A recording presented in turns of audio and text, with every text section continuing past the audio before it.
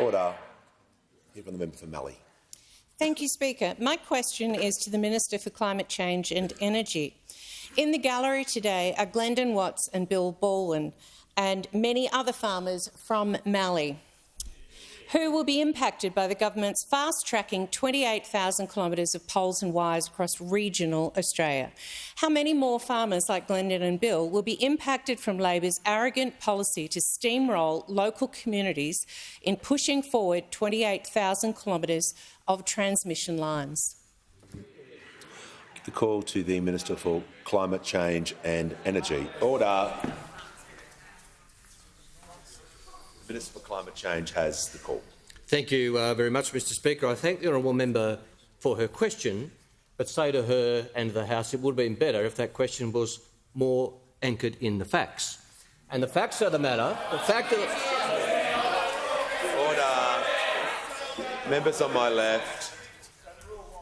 The member for Gippsland.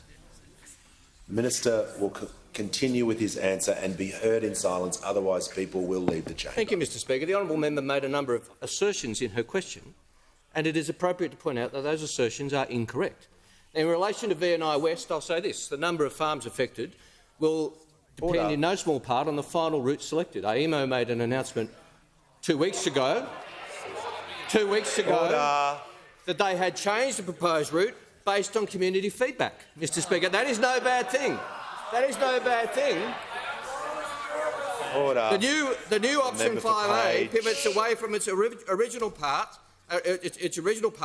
heading north-west instead of through Charlton and the Board Irrigation District to skirt around Kerrang and hit the Murray River downstream of Barmah. Now, this is a result of community consultation. Community consultation is something we take very seriously in the government, Mr Speaker. In fact, the last sitting week, I met with the Murray River group of councils who came to talk to me about the route, and I accepted the meeting request, of course, Mr Speaker. They asked to speak to me about it.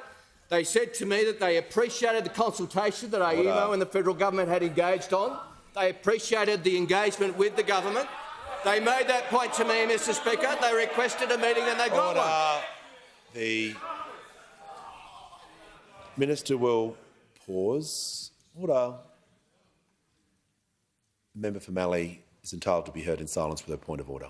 Point of order, relevance. I asked how many other farmers will be impacted like Glendon and Bill with their farms?